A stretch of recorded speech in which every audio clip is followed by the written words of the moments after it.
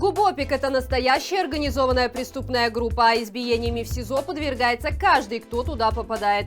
Такими откровениями поделился член штаба Виктора Бабарика Левон Халатрян, который был осужден сегодня на 2 года домашней химии за якобы участие в массовых беспорядках 11 августа. Молодого человека задержали, когда он вышел из здания предвыборного штаба в центре Минска. До суда он находился в заключении и, наблюдая ситуацию изнутри, отметил, что сейчас белорусские тюрьмы буквально переполнены политзаключенными. В одной камере может находиться по 5 человек, задержанных за свою гражданскую позицию. При этом политическим применяются нечеловеческие пытки. Левон привел в пример Вячеслава Ломоносова, который ударил оператора БТ во время акции протеста. За этот поступок задержанному в СИЗО пытались разорвать рот ниткой. Пытки применяли и к самому Халатряну, однако он не строит иллюзий по поводу мгновенной кармы для садистов в погонах. Мужчина надеется, что международные механизмы уголовного преследования окажутся наиболее эффективной мерой в борьбе с преступниками режима. Следственный комитет Беларуси признал, что Александра Трайковского убили силовики, однако уголовное дело заводить не будут. Дескать, своими действиями Трайковский провоцировал правоохранителей, за что и получил пулю из нелетального оружия. Напомним, что в СМИ было опубликовано видео момента убийства, на котором четко видно, что Трайковский не несет никакой угрозы окружающим, а тем более силовикам. Он подошел к спецназу в майке и с поднятыми руками, но те так сильно испугались мужчину, что незамедлительно сделали 2 выстрела с близкого расстояния. Кроме того, ранее глава КГБ упрекнул Трайковского в том, что тот нагло и целенаправленно стоял перед милицией. Карпенков также назвал его пьяницей и дебилом. Александр Трайковский был первым погибшим протестующим. Его убили 10 августа около станции метро Пушкинская. У мужчины осталась 3-летняя дочь. Президент Литвы Гитанас Науседа рассказал о том, как будут развиваться отношения Евросоюза с Беларусью после ухода Лукашенко. Нашу страну ожидают весьма привлекательные перспективы. По словам литовского лидера, Еврокомиссия уже подготовила проект соответствующей программы. Речь идет об облегчении торговли ЕС с Беларусью, доступе к европейским финансовым ресурсам, поддержке гражданского общества и безвизовом туристическом режиме.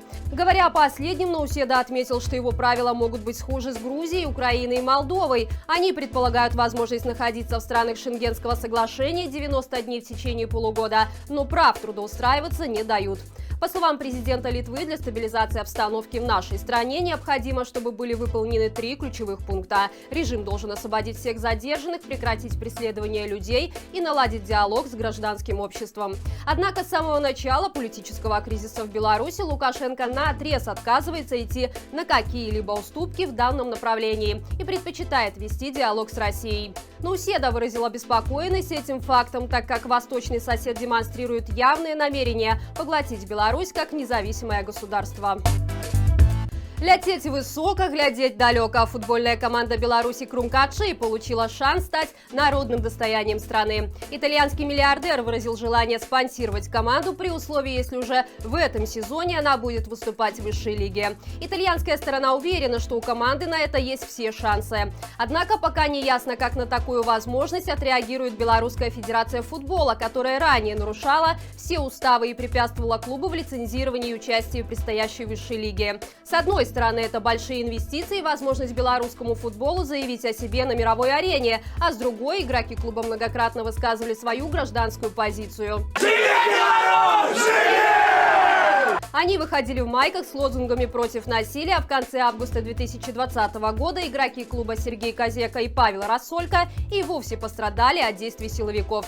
Кроме того, у Белорусской федерации футбола уже появились свои фавориты среди футбольных команд. Это «Спутник» и «Сморгонь». Новичкам уже сделано исключение в лицензировании в высшую лигу по молодежным командам. Примечательно, что спонсировать эти клубы будут власти района, скатившегося в убытки. Давление на рабочих МЗКТ нарастает. На заводе, который не побоялся высказать в лицо нелегитимному правителю все, что о нем думают белорусы, решили ввести новые правила внутреннего распорядка, согласно которым сотрудникам запрещается покидать отделы, цеха и участки, а также посещать другие цеха без разрешения непосредственного руководителя. Им также нельзя находиться на территории завода в нерабочее время. Напомним, что в августе прошлого года на крупном машиностроительном предприятии проходили массовые акции протеста. СМЕРШа, а позднее десятки рабочих присоединились к общенациональной забастовке. Буквально на днях стало известно о волне сокращений на свободолюбивом заводе. Теперь же дисциплинарные гайки для тех, на ком держится вся работа предприятия, решили закрутить еще жестче. Сегодня Лукашенко наведался в Купаловский театр, ставший одним из символов протеста 2020 года. Напомним, что более 60 сотрудников театра и его руководитель Павел Латушко выступили против волны насилия нелегитимной власти, за что с ними были расторгнуты контракты. До ноября прошлого года Купаловский не работал, за это время пост директора получил лояльный режиму представитель Минкульта. Новое руководство устроило кастинг в труппу, приглашая в основном выпускников театральных вузов. Побывав на репетиции титульного купаловского спектакля «Паулинка», он заявил, что в 2020 году представление загубили. Министр культуры Маркевич заверил самопровозглашенного, что теперь стало лучше, чем было. Чиновник также подчеркнул, что новые актеры страну не подведут. Примечательно, что, присутствуя на репетиции белорусскоязычного спектакля, признанного историко-культурной ценностью страны, Лукашенко заявил о том, что национализм – это не болтовня на мове, а стремление сделать что-то, что останется в народной памяти. Видимо, на себя намекал, вот только забыл упомянуть, что подобных ему деятелей из прошлого в народе принято вспоминать не самыми лестными словами. Великобритания обновила санкционный список. В него вошли 27 человек, среди которых чиновники, силовики и даже судьи. В списке каждое имя сопровождается информацией, что именно стало причиной санкций. К примеру, глава Белтелерадиокомпании попал в этот список за распространение государственной пропаганды в СМИ. Агент прокурора Андрей Швед за то, что персонально руководил задержаниями и избиениями мирных демонстрантов. Всего с учетом ранее введенных санкций в списке числится 88 представителей преступного режима Лукашенко. Ранее об обновлении санкционного списка за подрыв демократии в нашей стране заявили также и в США. Как говорится, чемодан Массандра Сочи. И это все на сегодня. В воскресенье подключайтесь к нашему прямому эфиру, где мы обсудим самое важное за неделю. Хороших всем выходных и живе Беларусь!